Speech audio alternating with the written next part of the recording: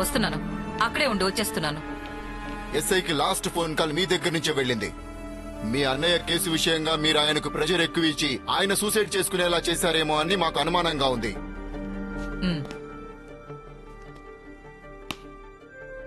ఇక్కడ ఏం జరుగుతోంది?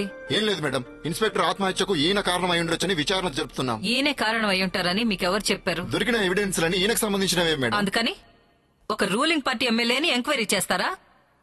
మీ పై అధికారులను ఎవరినైనా నాతో మాట్లాడమని చెప్పండి. ఇక మీరు వెళ్ళొచ్చు. అది కాదు మేడం, అది ప్లీజ్.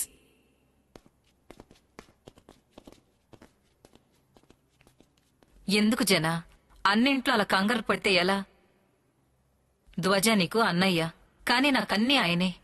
ఆయన్ని హత్య చేసిన వాడిని నేను కనిపెట్టకుండా ఉంటానా? రేపు నేను సెంట్రల్ మినిస్టర్ని కాబోతున్నానని అనౌన్స్ చేయబోతున్నారు. అది జరిగాక మనం ఏమైనా చెయ్యొచ్చు. జనా, నువ్వు ఒక ఎమ్మెల్యేవి. నువ్వు చేసే ఏ తప్పైనా నిన్ను మాత్రమే కాదు, పార్టీని డిస్టర్బ్ చేస్తుంది. దయచేసి 1-2 రోజులు సైలెంట్ గా ఉండు ప్లీజ్. మా అన్నయ్య చనిపోయినప్పుడు మీరెక్కడున్నారు? అది ఆ రోజు మేమిద్దరం కలిసి తీసుకున్న ఫోటో ఊరంతా తెలిసిపోయింది. ఆయన్ని నేను మీట ఈ కోపంలో లేదు. మా అన్నయ్య చనిపోయినప్పుడు మీరు ఎక్కడున్నారు? ఇదే విధంగా ఇలాగే ఆయన నన్ను అనుమానించి నన్ను కొట్టి అక్కడి నుంచి ఆయన వెళ్లిపోయారు.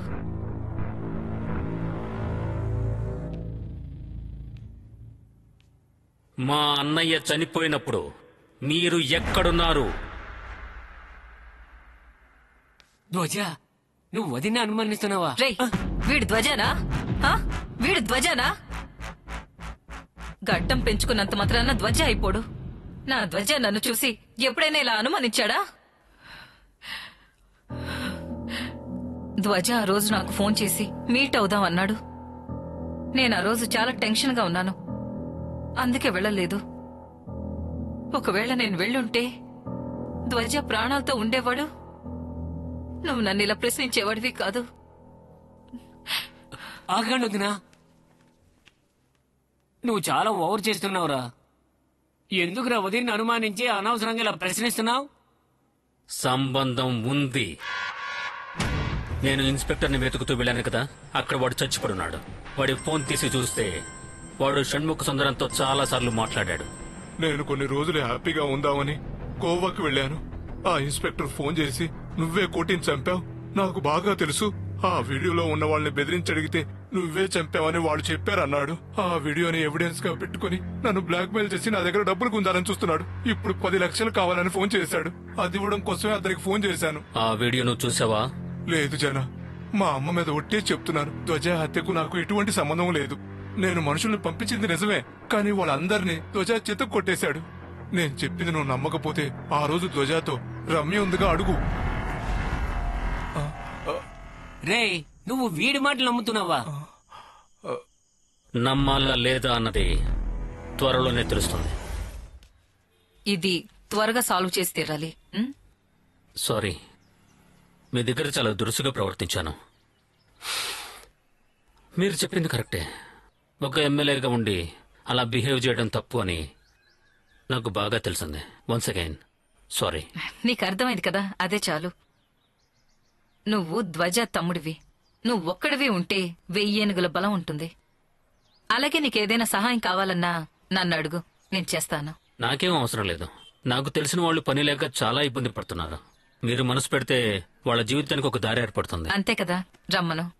ఇక్కడే ఉన్నారు, రండి.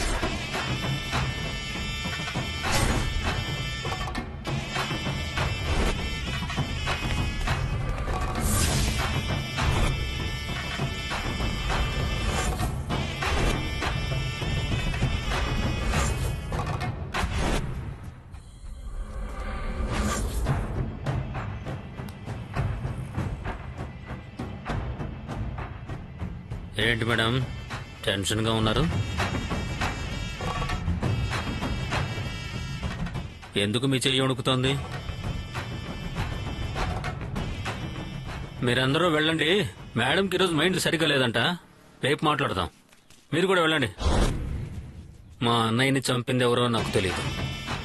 నీకు వాళ్లకు ఉన్న సంబంధం ఏంటో కూడా అది నాకు తెలీదు. కానీ నా దగ్గర ఏదో దాస్తున్నారని మాత్రం తెలుస్తుంది. నిజం పసిబిడ్డ లాంటిది. దానికి చీకటంటే భయం. వెలుగులోకి అది తప్పకుండా వస్తుంది. మా అన్నయ్యని చంపిందెవరో నాకు తెలిస్తే కథ వేరేలా ఉంటుంది.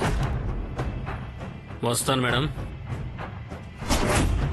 Get well soon.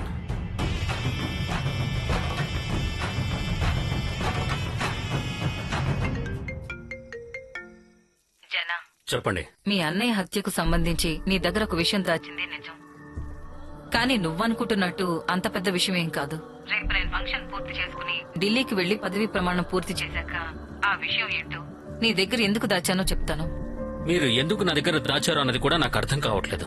నేను చెప్పే విషయం నీ దగ్గర నేను ఎందుకు దాచానన్నది అది ముఖ్యం కాదు. మీ అన్నయ్య చివరి ఆశైన ఆ మెర్కరీ ఫ్యాక్టరీ జడ్జిమెంట్ మాత్రమే ఇప్పుడు చాలా ముఖ్యం. ఫంక్షన్ జరిగే రోజే కోర్టు హియరింగ్. ఆ డాక్యుమెంట్స్ కోర్టుకి రీచ్ అవ్వకుండా ఉండడానికి బలరాం మనుషులు ఏమైనా చేస్తారు. ఎవిడెన్స్ ని ఎలా కోర్టుకు తీసుకువెళ్లాలో అది ఆలోచించు. ఏదో ఒక పాయింట్ లో స్ట్రక్ అయ్యామని నాకు అనిపించింది వదినా. ఇప్పుడు మీ మాటలు విన్నాకే నా మనసు కుదుటపడింది. మీరు కంగారు పడకండి. రేపు మీటింగ్ అవ్వగానే ఆ ఎవిడెన్స్ తీసుకొచ్చి నేనే కోర్టులో సబ్మిట్ చేస్తాను. మా అన్నయ్య చివరి కోరికని నెరవేర్చకుండా వదలను. నువ్వు జాగ్రత్తగా ఉండు. ఏంటి విషయం? సార్ మాట్లాడండి. హలో. అంత పెద్ద ఫంక్షన్ జరుగుతున్నప్పుడు చిన్న చిన్న గొడవలు జరుగుతూ ఉంటాయి. అదే గొడవ పెద్దదైతే అందులో జన హత్య చేయబడతాడు.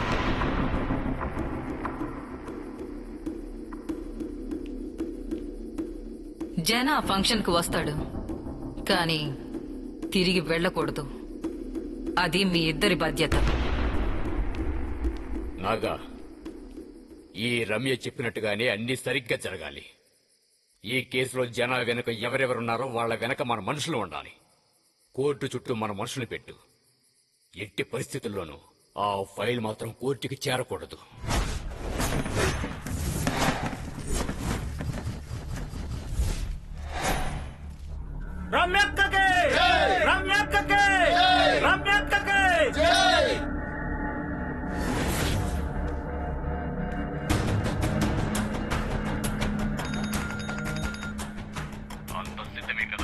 నానా, మీరు అస్సలు కంగారు పడద్దు. అన్ని వైపులా మన మనుషులున్నారు. ఆ జనా కానీ వాళ్ళ మనుషులు కానీ ఫైల్ ని కోర్టుకు తీసుకువెళ్ళకూడదు. జాగ్రత్తగా చూసుకో. సరే నానా.